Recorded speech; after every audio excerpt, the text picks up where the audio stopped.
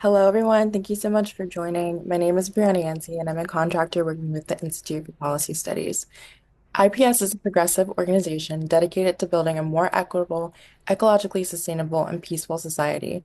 In partnership with dynamic social movements, IPS turns transformative policy ideas into action.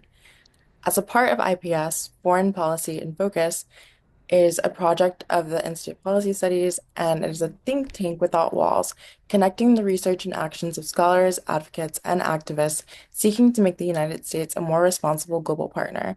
This project aims to amplify the voice of progressives and to build links with social movements in the United States and around the world. An example of that work is the Global Just Transition. This project has worked with its partners in the Global South on projects involving green colonialism, climate financing, climate debt and reparations, and also post-growth alternatives. It also coordinates a network on rare earth elements where partners document social environmental conflicts related to the rare earth elements supply chain.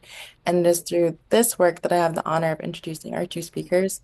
So, our first speaker is Robin Roels. He is active in the field of resource justice, extractivism, and critical raw material policy. He has worked as a resource justice assistant at the European Environmental Bureau and was a volunteer at um, CAPTA. Sorry, I don't remember what the acronym is. But and he's also a member of the EEB. Robin has a degree in conflict and development studies from Ghent University, where he specialized in resource conflicts and protest. Diego Marin is Senior Policy Officer for Raw Materials and Resource Justice at the European Environmental Bureau. He holds a master's in international development with specialization in political strategy and communications from the University of Kent, Brussels School of International Studies. And before I go ahead and just pass it on to our speakers, I just want to remind the audience that there is a Q&A, and feel free to put your questions in, and then we'll get to them at the end of the presentation. Thank you.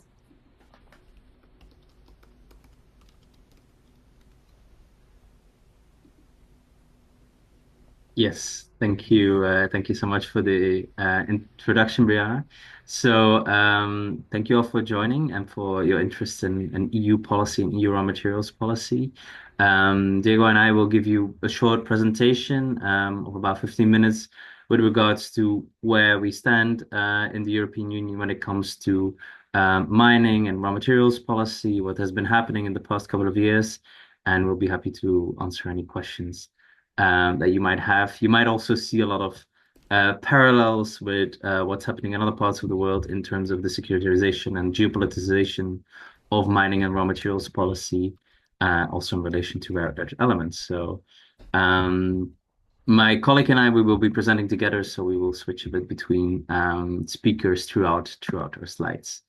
So maybe just to start off, I would like to introduce you to the EU Raw Materials Coalition, which is a coalition of civil society organizations from across the European Union and also some organizations outside of the European Union, but still in Europe, working together on raw materials policy. We really started off this work back in 2022 because then it became clear that the EU as an institution, the European Union, was going to be more assertive on the field of raw materials policy, which has been historically more of a member state competence, so by the individual member countries of the EU, but it has now been stepped up by the European Union through various pieces of legislation, of which the biggest one and the most well-known one is the Critical Raw Materials Act. So we brought together a set of civil society organizations, not only as ourselves from an environmental background, an environmental justice background, but also people that have been working more on due diligence, transparency of supply chains, human rights, children's rights, labor rights, to come together to the table and also kind of put some weight in the scale um, on the policy side of things, not just so that it's not just industry and policymakers or researchers, but also civil society that has a clear voice within debates around raw materials.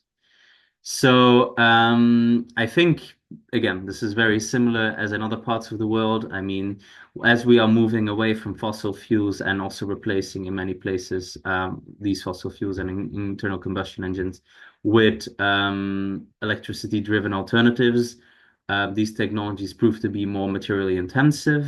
However, we also see other drivers for increased material demand, such as digitalization and, of course, also and increase in material needs for defense applications.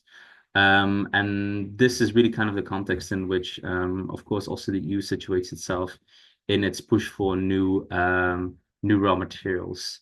Hence, they came up with the Critical Raw Materials Act. The main prerogative for this act was really that the European Union does not have much domestic production for any kind of for most of the raw materials, neither downstream nor midstream nor upstream. So there, I mean, it was really kind of like to set out a pathway for the European Union to be less dependent, especially on single partners, for the supply of critical raw materials, and also to kind of look how can we diversify away towards various different partners, and how can we also boost our own domestic production. Here is also a little graph that was created at the time to kind of showcase where most of our raw materials, at least from the perspective then of Europe, are coming from, and how what would be needed in order to diversify our supply chains so that we don't have, as the targets suggest here, more than 65% of the union's annual consumption from one specific country, that we can do 40% of our processing by ourselves, boost towards 10% of domestic production, and also boost our recycling towards 25%. Now, this was kind of a wider framework that was created initially, and a lot has happened since then. Of course, the European Union has also realized that it needs a lot more in order to operationalize this, and also concrete support for projects to be able to push this up, to like kickstart this. So the creation of the strategic projects as a framework was also part of this Critical Raw Materials Act, where the idea was that having specific project designated as strategic would kind of give them political support, and also a bit of credibility towards financing, financial backing, and fast tracking, and also towards pushing for stricter timelines and stronger timelines in order to be able to pull off these projects. Yeah, this also happened within the context of this Critical Raw Materials Act, and this push for new domestic mining within the European Union. Maybe Diego, do you want to say a couple of words on the challenges of the CRMA funding, and like what the financial aspects are there, since you made this slide? Yes. So hi everybody. Thank you very much, Robin, for the presentation as well, and Brianna as well for inviting us today. So on the challenges of the CRMA, so there was already identified gaps within the CRMA, even some criticism when the CRMA was being drafted. And the main portion of that was that the CRMA provided no financing. I mean, there are more critiques, but to keep it a little bit succinct here, the main topic was financing. So the EU in this moment was seeing itself compared to the United States, and was seeing itself compared to China, who have mobilized capital to tremendous amounts, much higher than the EU. And at the moment, basically, with different types of funding mechanisms, the EU was really not coming up to the table with financing for these projects. Had identified them, had even named some of them strategic, as Robin had mentioned, but of course wasn't able to make these projects go online when there's no financing for it. And in that sense, member states had already identified some funding mechanisms within their own national treasuries.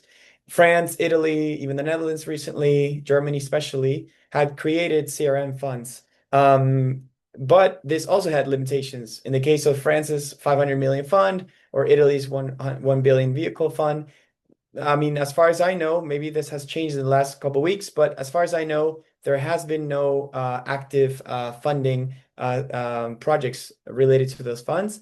In the case of Germany, there is one project in Australia, Atafuda Rare Earths, recently has been investing in this project.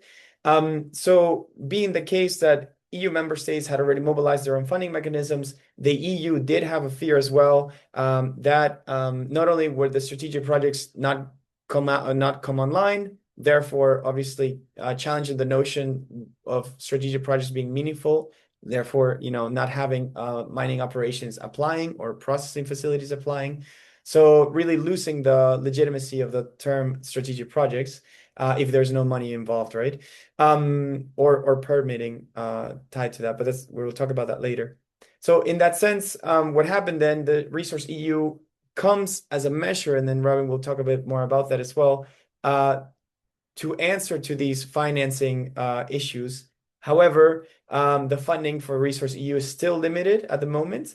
In case of the EIT raw materials, which is a European research body that calculated that there are actually, to meet CRM targets, you need around 10 billion euros, which is very much higher than around the 3 billion euros that have currently been identified for Resource EU. So then this gap, there's a huge financing gap, would have to then be met in the upcoming multi-finance framework, which is basically the EU budget post 2027.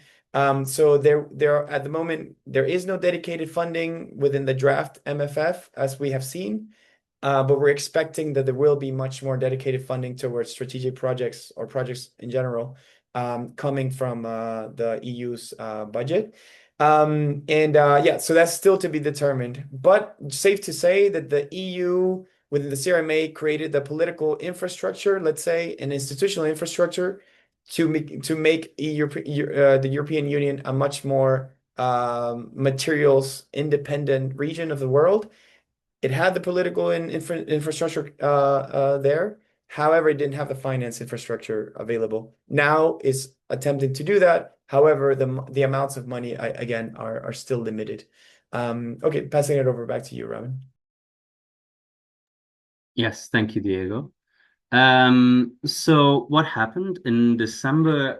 The European Union saw, well, there was a series of events leading up to this process of this creation of this new Resource EU Action Plan that was published indeed in November of last year. Supply chain shocks, a lot of the new projects encountering a lot of challenges, not only on the financing side.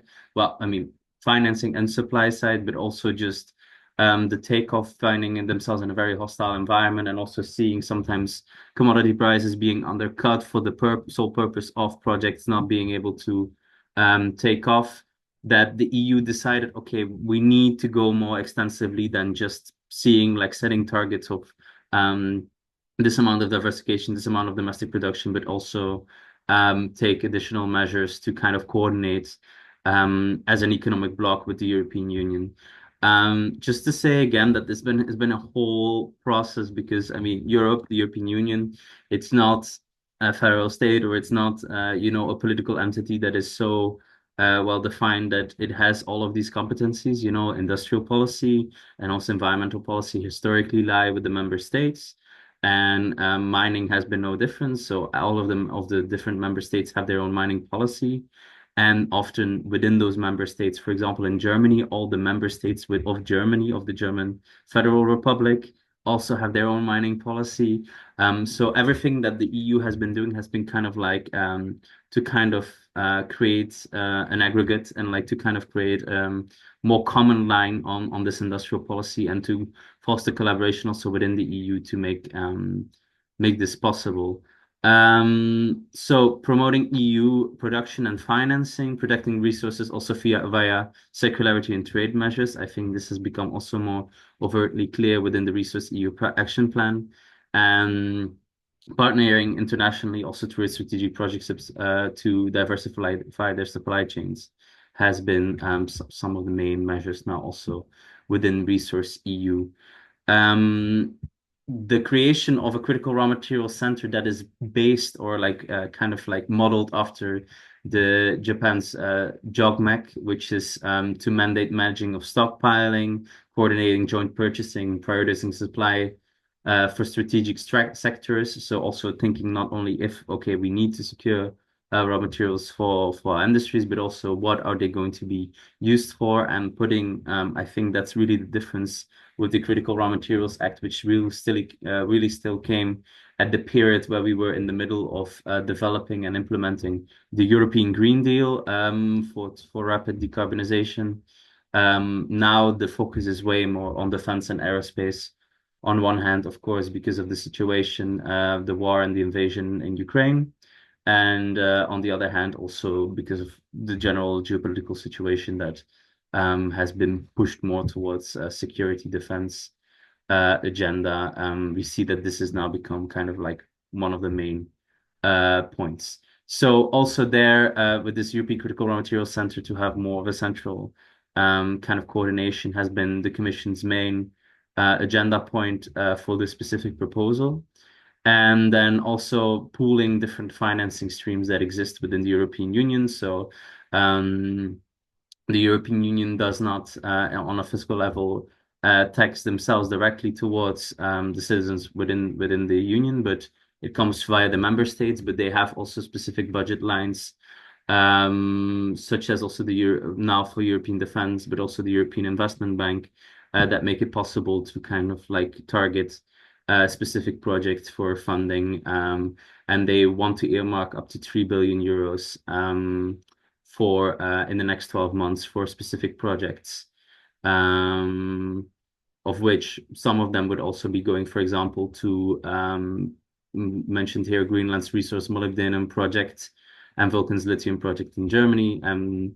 To just mention a couple, I think also a lot of projects that are being looked at now and potentially getting financing in Greenland, given the situation also from last year, where the EU was threatened with losing the territory. So three priority segments there: permanent magnets, battery, and defense critical inputs. I think this also links back, of course, to mobility and EV mobility. And also, of course, the use of rare earth elements for permanent magnets. Then estimates suggest that mature products in the three segments will require about 2.15 billion. But of course, I mean, these are still smaller numbers compared to what we see, for example, maybe under different frameworks such as the push for mining happening in the United States, Inflation Reduction Act, but this is kind of just offtake towards like bigger numbers towards 2029, towards the end of the decade, from what we understand. So these are the first two bits. Then unfortunately, where we can still discuss what we think about, this financing, this kind of like strategic thinking about stockpiling, joint purchasing. We see also that the European Union is now kind of in a phase where it's really trying to cut down a lot of legislation, especially environmental protection, especially on due diligence, on human rights due diligence. I think this is also something that is similarly felt in other parts of the world, but here as well in the European Union, I think one of the main risks within this RESourceEU initiative is now touching upon the Water Framework Directive, which is the main water protection legislation on the European continent.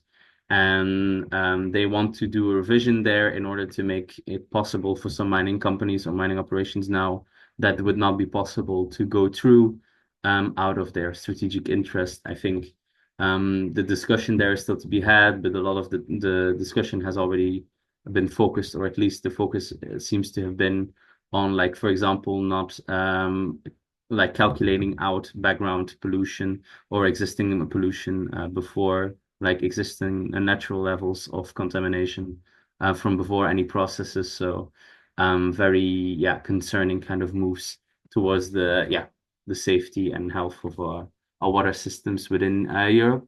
And then what we see also is, interestingly, circularity has always been a big topic, but also kind of now a more geopolitical turn towards circularity, but proposal to restrict exports of rare earth permanent magnet scrap by the third quarter of 2026, in order to keep this kind of like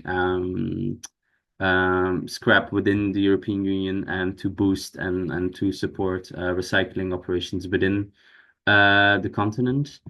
And also then more on the company side, asking larger companies to diversify their supply chains, not only the European Union and member states having to push for this, but also to kind of like coerce this a bit more on a member state level, and to kind of further progress on the existing strategic partnerships. I can also share a link about those in the chat, that the European Union has already set out to agree.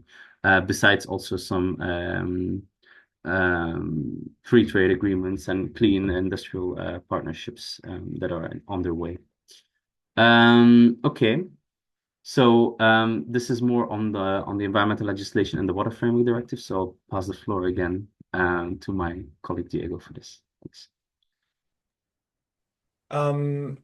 Yes, so yeah, this one we're seeing a lot more challenges as well to the Resource EU, particularly on the fast tracking of the permits. There is also, I think I wrote it here if I'm not mistaken, or perhaps not. And the next slide then.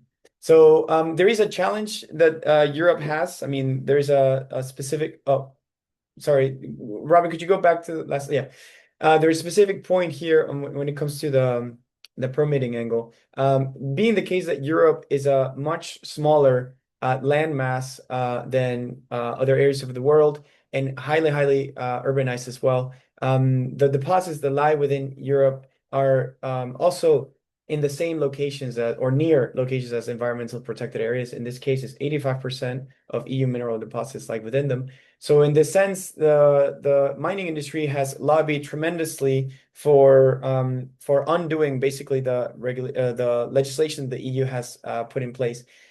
One of them is the Nature Habitats Directive, and also the Birds Directive as well.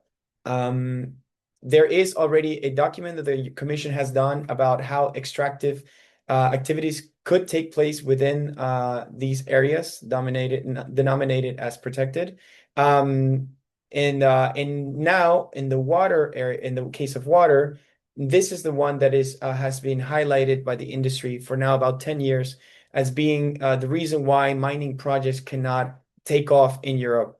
So they're highlighting basically what is called Article 4 within many of the derogations. And this is also the case, before I get speaking about Article 4, it's also the case that Europe right now is unfortunately still, while it has really good legislation such as the Water Framework Directive, which is looking holistically at water systems, not just, let's say, a river and calculating the pollutant contents of that river, but rather as how your project impacts the water system around you, including groundwater, of course. And in this sense, it's quite a good law.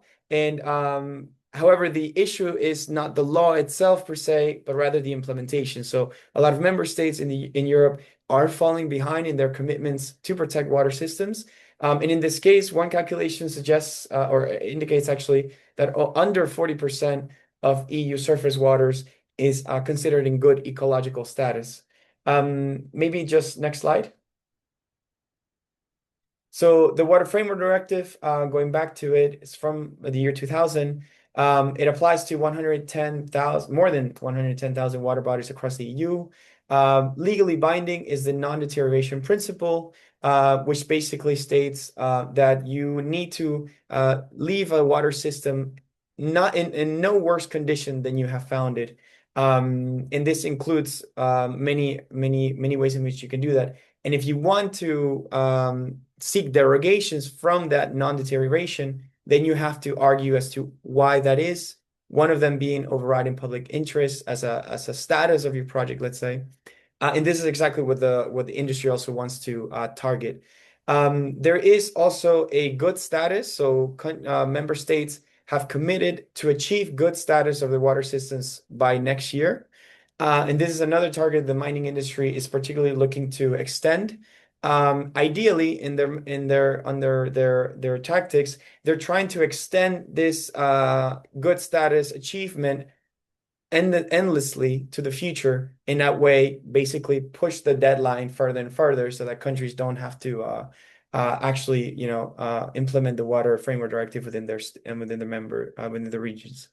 And then so there are, like I mentioned before, there is technically you are able to meet non-deterioration under certain conditions, very strict conditions actually under Article 4.7, and this is exactly again where the mining industry wants to tackle. One of the things that they're particularly looking to tackle, for example, the Water Framework Directive allows for your project to effectively lower the water level, so quantity measures. You can do that, but it does not allow for you to poison the water with chemicals, for example. And this is an aspect that the mining industry wants to include. They want to include chemical status and all other types of pollution, including mining emissions, to be also considered for derogation status, right? So effectively making it easier for a mining project to pollute. Another aspect, or I guess we can call them two shields, is a physical modification. So again, aside from the lowering of the water table, let's say, you can also divert, changing it. You can via dam or dredging or channel changes. That is possible within the current legislation. However, again, you are not able to pollute it via chemical discharge or leaching or tailing seepage.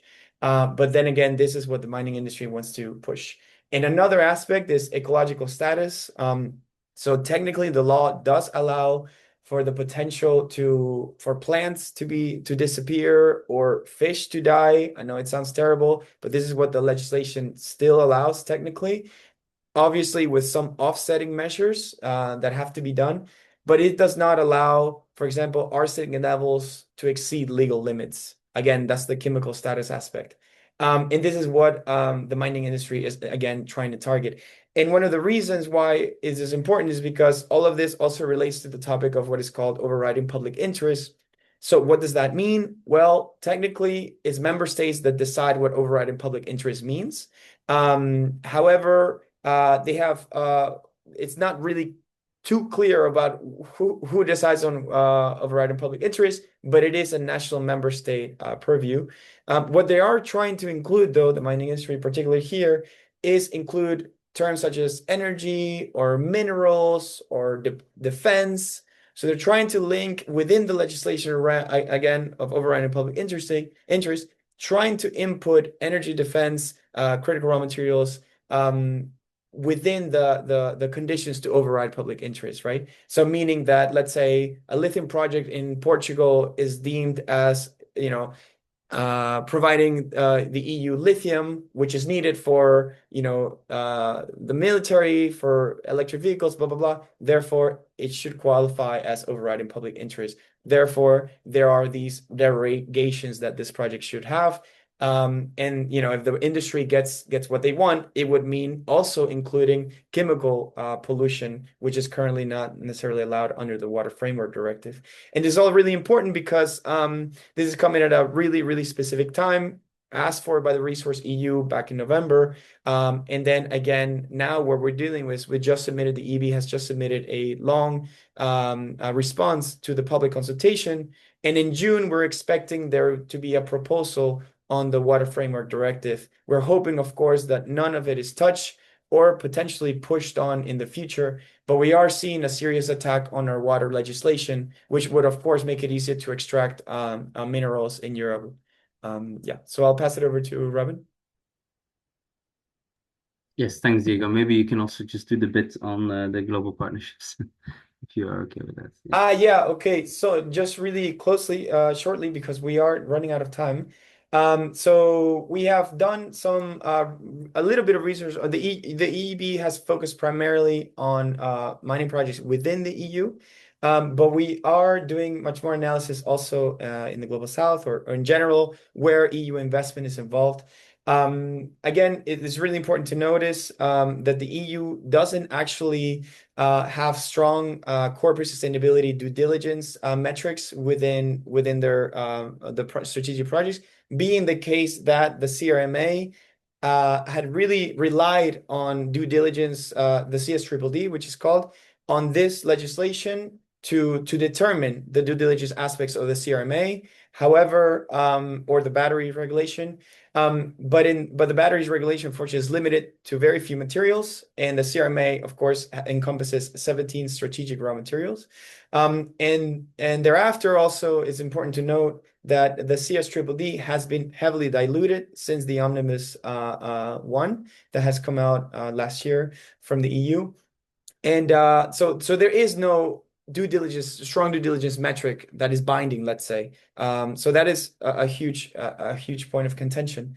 There is, of course, no free, prior, and informed consent that is required for the sustainability criteria within the strategic projects.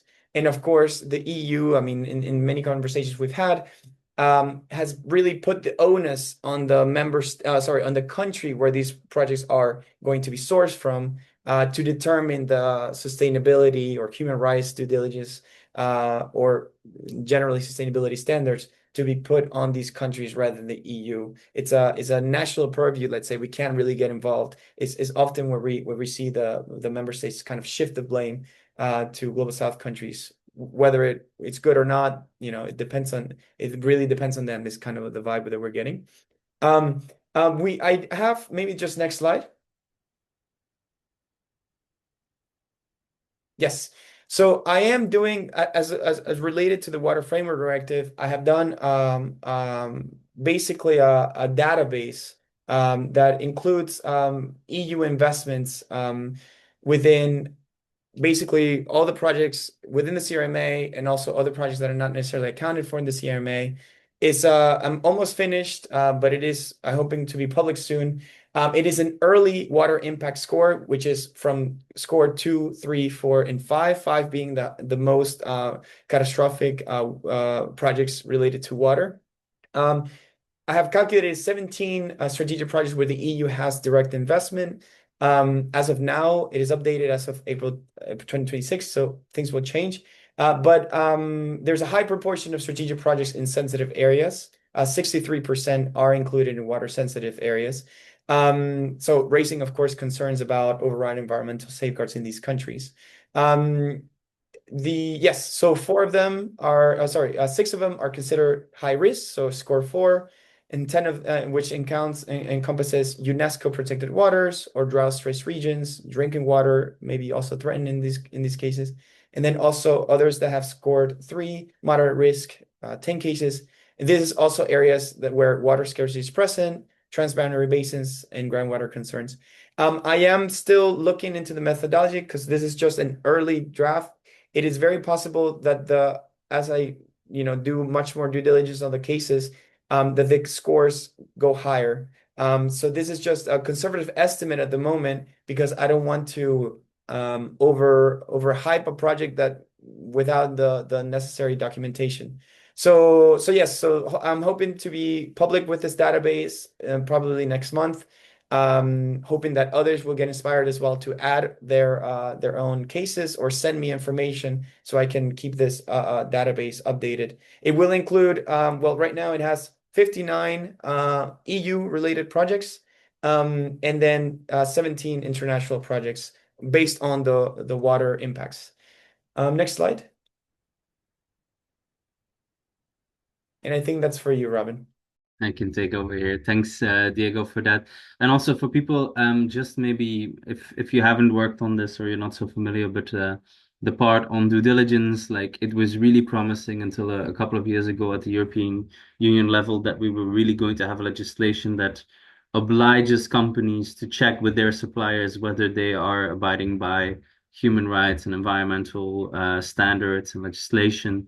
But although the file officially still exists, it has been limited so much in scope that it has really not as much punch anymore as it originally was intended to have, like the kind of scale and scope it was intended to have.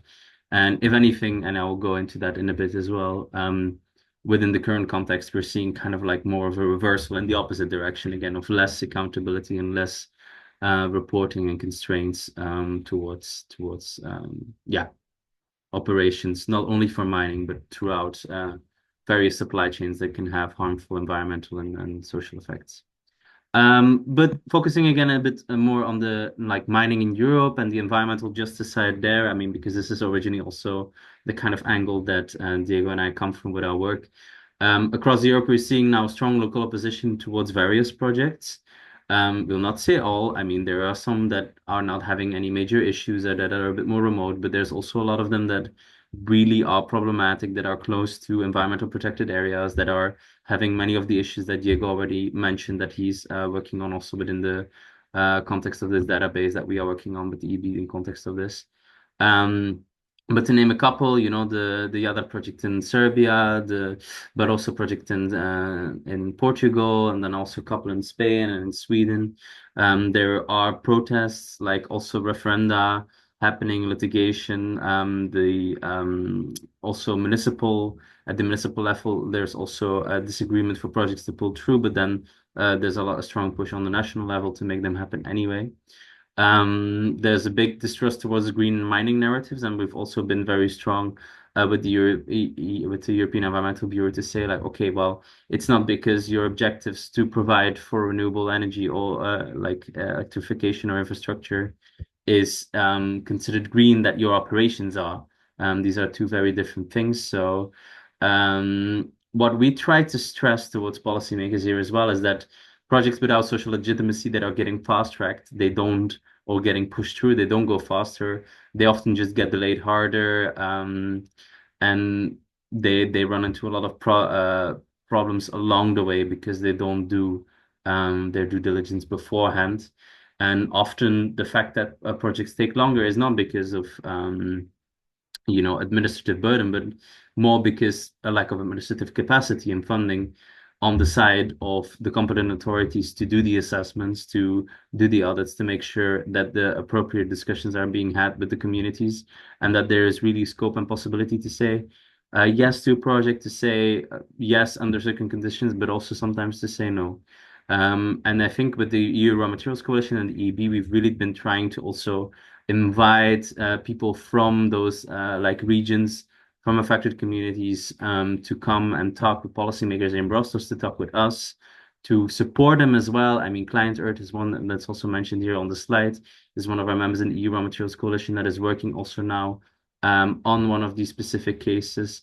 We've also created these case studies, which you can find on the publications page of our coalition website, where you can read into the specifics of these projects and the kind of issues they have been running into and why they are why some of them are maybe not such a good idea. So yeah, I guess also very familiar and similar as in other parts of the world, but doing this work also within the context of the European Union, where mining is also now becoming more prevalent. And then just to say again, we're running a bit out of time, but maybe just the gist of this slide is that 45 out of these 47 EU-based CRMA projects that have been selected now target minerals classified as defense critical by NATO. So this, in the context of Readiness 2030 of Rearm Europe, this plan, is leveraging about 800 billion euros in defense spending. It links to the European defense industry program, stockpiling for security purposes. This is also very clearly visible and present within RESourceEU. And of course, the big challenge for us there and for civil society wider, I think, is that whereas when we were having the discussion around minerals and the increase of mineral extraction and production of renewable tech, we were still talking about some trade-offs, some dilemmas. But like, okay, we need to go get rid of fossil fuels and move into renewables. But now we see that the majority is focused here in the narrative on defense, and that with this defense and with having the defense industry and ministries and competent bodies involved, there's less transparency. There will be less parliamentary oversight, parliamentary governance structures. There will also have to be less accountability as to saying like, okay, these materials are critical, we need to get them.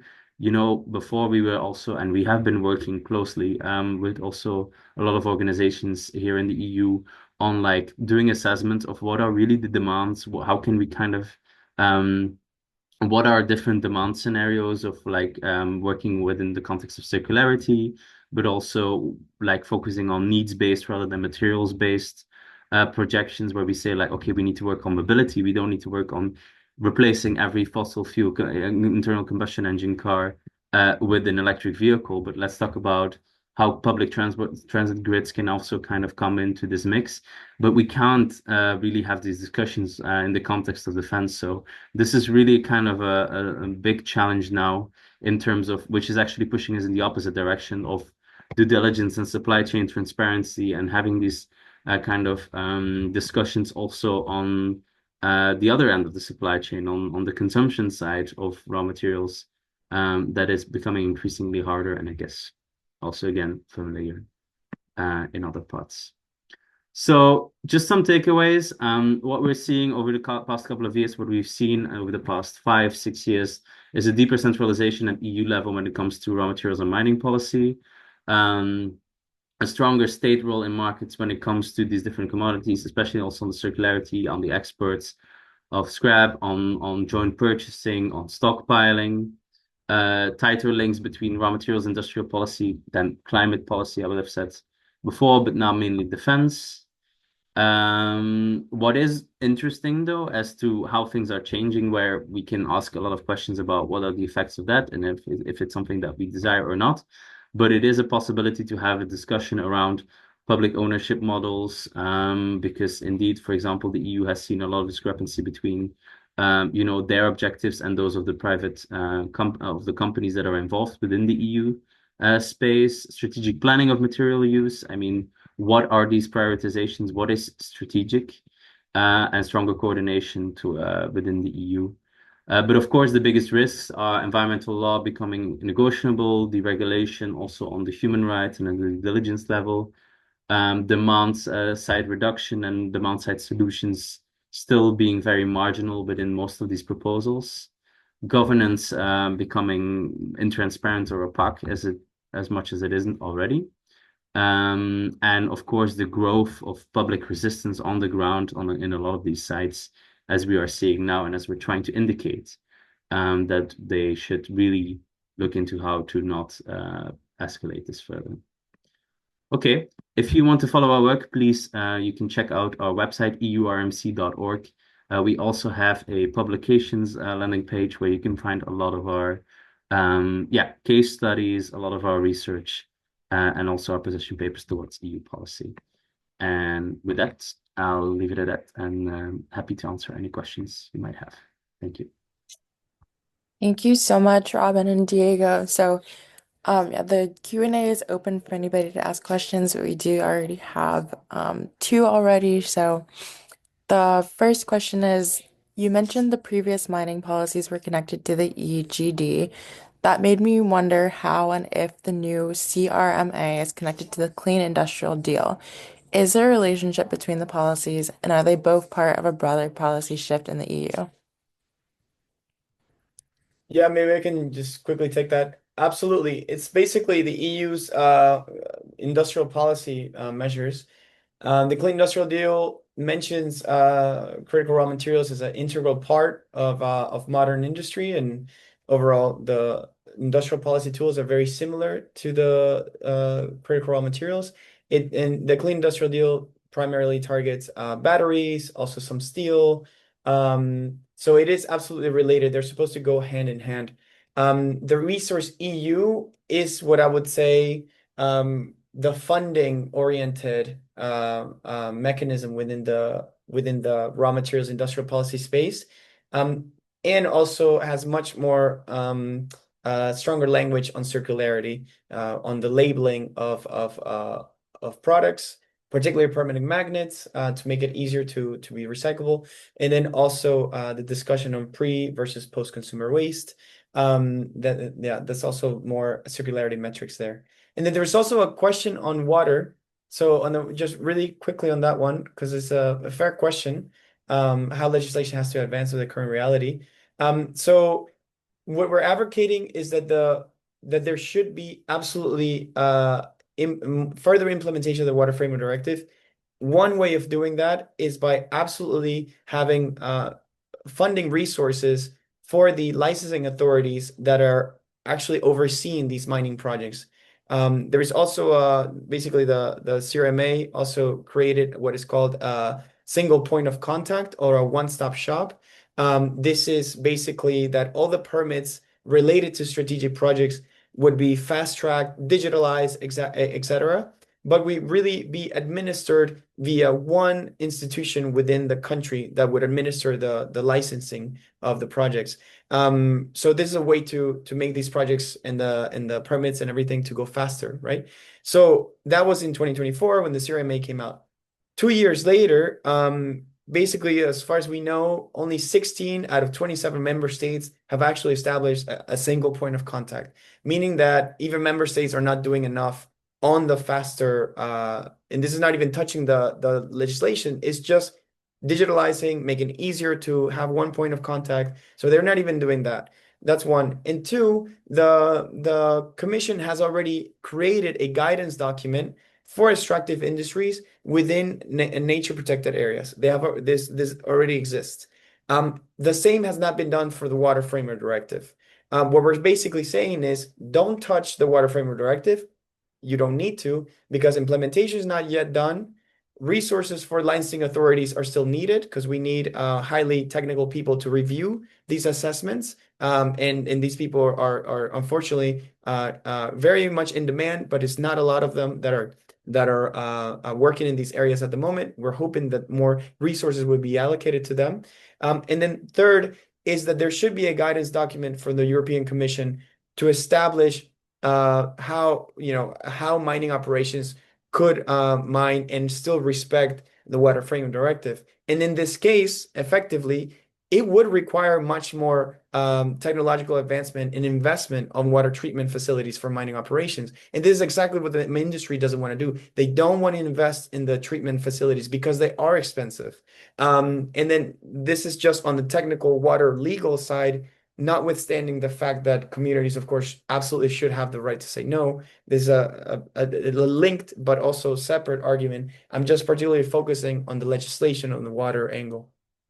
Sorry, that was a long answer, but important to note.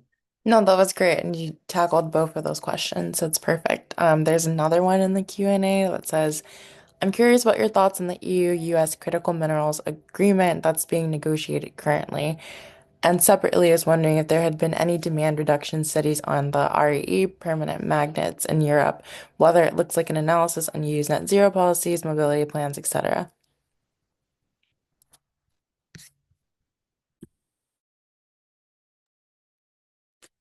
So, Robin, do you want to tackle the first one?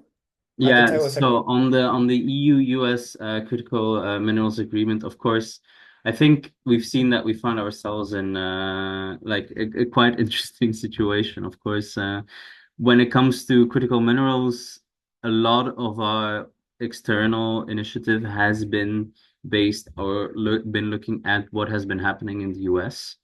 We originally also planned to create a kind of like global club on mineral suppliers. This idea fell through, and then the EU joined in as a kind of co-chair for the mineral strategic partnerships, which was already existent within the context of the US. Um, I think there's constantly being a balancing act as to, okay, the main challenge that was identified originally within Brussels was an over-reliance on China as a supplier for CRMs, and also seeing China instrumentalize this.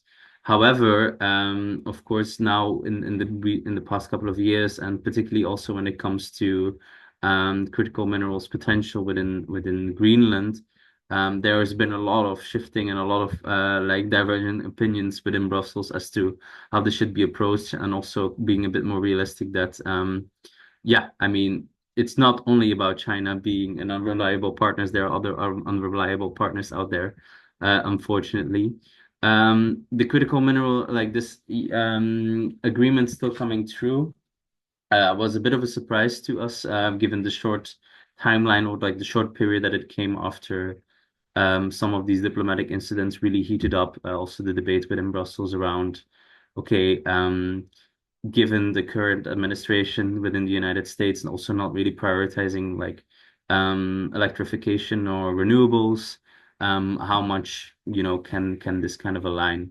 But yeah, no, I think there is still a lot of leeway and a lot of kind of like potential for this collaboration because we're seeing like yeah that's for example, when it comes to battery recycling and black mass, there's a lot of potential and already ongoing activities within the US. There's potential for like sharing between the US and the EU So the commission, yeah, decided to go through with it, especially DG Grow, our industry ministry has decided to go through with it. But in the end, I mean, these kind of CRM agreements, I mean, and especially what we see on the surface of them, we also see it with the other strategic partnerships. They're often just a couple of pages with like some political commitments. Of course, these things still have to materialize, in concrete partnerships between different operators, between different mining companies or different initiatives to kind of see how we can have yeah different companies from respective countries collaborate. And I think there hasn't been that much action taken since the signing of this agreement. So we'll see what comes in the future. Of course, many of the mining companies and like even the ones on designated in the strategic projects are actually, as a matter of fact, already not EU based themselves. I mean, we have Glencore as a Swiss one or Swiss based at least, but most of the other ones are also from the US, from Australia, from Canada. So there is already kind of like, at least on the corporate level, that kind of link.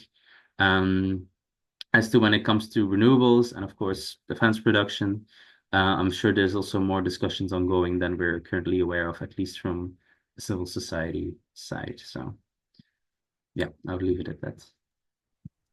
And then for the next point was about the rare earth study. So there is one actually. I haven't read it, I'll admit, but it comes from the National Center of Research and Science. It's from France, France's on yeah, research body.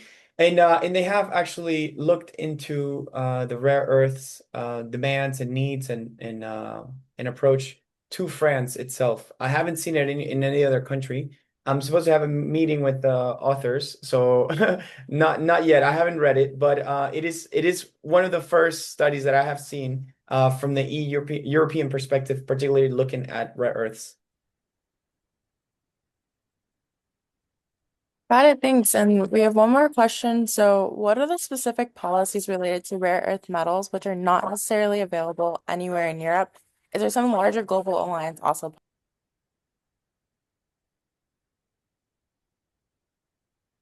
Sorry, could you Um, repeat that? yeah, sorry.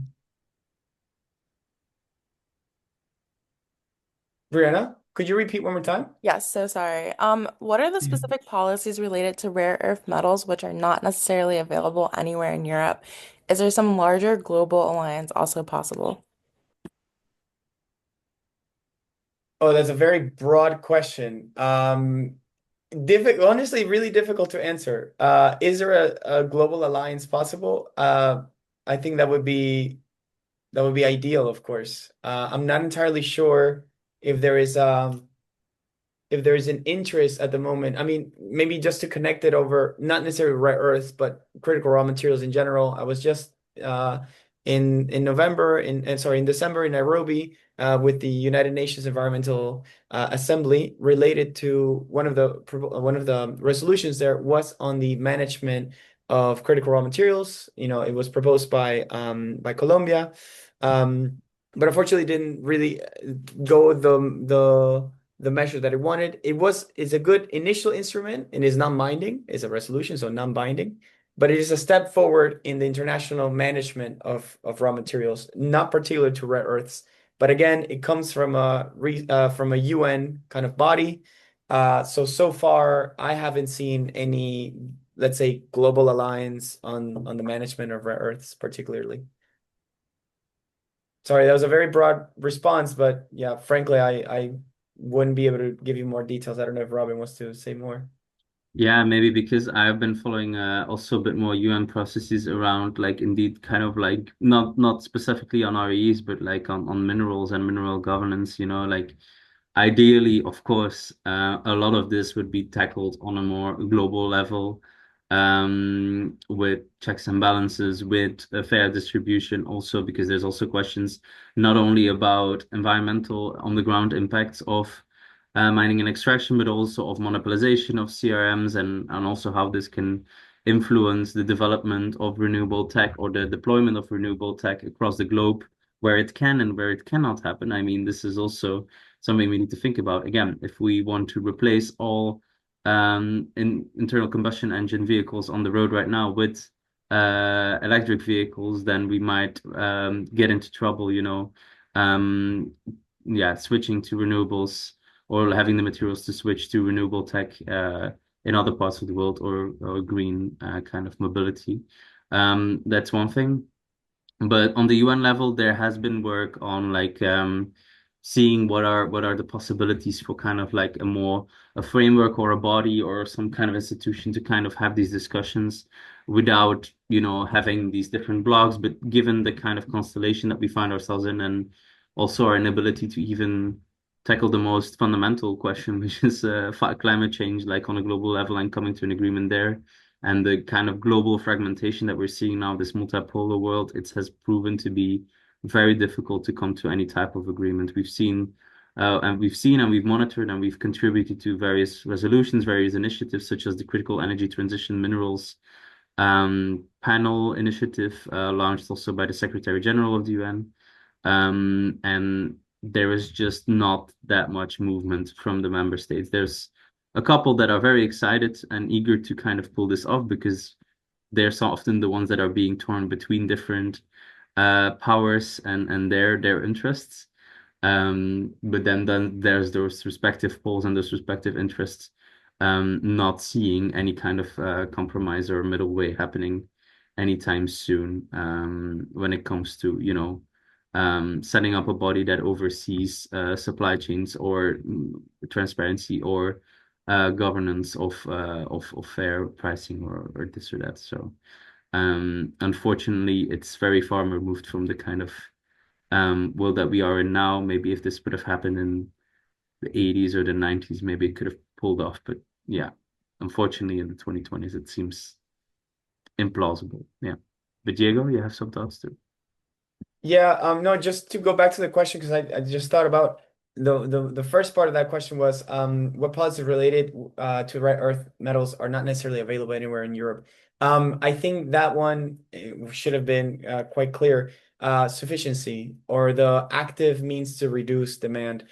This is nowhere found in Resource EU. It is nowhere found in the CRMA. We have fought very, very hard for it. We have demand mitigation, which through the communication with members of the European Parliament and also meeting with the Commission. We have tried to highly push for demand side solutions scenarios, but that's not unfortunately in the documents. So this is the case at the moment that the EU is actively modeling the rare earth demand, and not only rare earth, but lithium, copper, et cetera, et cetera.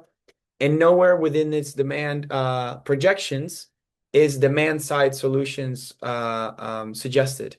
So the farthest it goes is recycling, and that it goes again on the labeling and post-consumer, pre-consumer discussion that post-consumer, pre-consumer waste discussion that I mentioned earlier. But there is no active suggestion on reducing demand. Now, I will say the crisis in Hormuz, the war in Iran, is creating some serious supply chain issues for European companies in the European consumer, not only in Europe, I mean all over the world. But Europe is going to be quite affected by it. An aspect of that, not only that, but also the trade restrictions from China. An aspect of that is really interesting. It's not necessarily related to critical raw materials, but it is related to energy, and obviously the synergies exist. Is that the International Energy Agency did release a 10-point plan on reducing energy and gas consumption in general and oil consumption. Now, the EU has launched today, I believe, Accelerate EU, which has actually a lot of demand side suggestions on how to reduce gas and energy and oil at a societal level. One of the things that they're suggesting, for example, is reducing active social behavior, so reducing 1 Celsius degree of in housing of heating and housing, but then also suggesting working from home, et cetera, et cetera. What I'm saying is not necessarily related to rare earths. What I'm saying is that the discussion on the demand side did not really exist at all unless crises come and actually create a different type of analyzing the situation. So we're hoping that despite the crisis, of course, there's a lot of human suffering currently going on, and potentially even more. We are highlighting the idea of demand side solutions as not only as an environmental and human rights quality policy, but actually as a strategic and geopolitical interest of the European Union to pursue demand side solutions by actively modeling demand side interventions to reduce the demand for materials. So yeah, it's interlinked, but I'm saying I just wanted to highlight the historical importance of the current situation at the moment. Got it. Thanks so much. And we're just gonna do one last one. So the last one in the Q&A says, I wondered about the JOGMEC. What was especially in the Japanese policy that the EU liked to adopt? Yeah, I think Yeah, that so no, I go don't ahead, know. go ahead. Okay, maybe well, you did the last one, Diego, so I'll steal this one from you, but you can still yeah, compliment me if necessary. So I mean, this joke, Mike, this been it exists already for quite a while, and I mean, it's also because the parallel was really made because Japan has really been a country that didn't have so much domestic raw material production themselves, so they really had to already for quite a while strategize about how they deal with any supply disruptions or coercion or shocks throughout. So I think a lot of the points that the EU is trying to do are translations with different terminology of what they've already done in Japan. So the state-backed risk-taking is one of those things. I'm just reading through also like what's in the job market and seeing how it translates to what is in the EU one. So they're investing in direct mining projects, both well, mostly abroad because there's not so much domestic, as mentioned before, providing loans, guarantees, equity, observing the risk or kind of like creating public-private partnerships that otherwise private companies or capital wouldn't want. And this is kind of similar as to what the EU wants to do with their CRM financing hub that is already happening with the European Investment Bank, the kind of de-risking tools that they want to kind of like work on. And then when it comes to like things like offtake security, unlocking and supply, getting priority for Japanese companies access to materials, also secondary materials. This is something again I mentioned already, the scrap metal that we're seeing also appear within the context of the EU. The stockpiling is also one of those things. The national stockpiles, they're already an existing thing within Japan.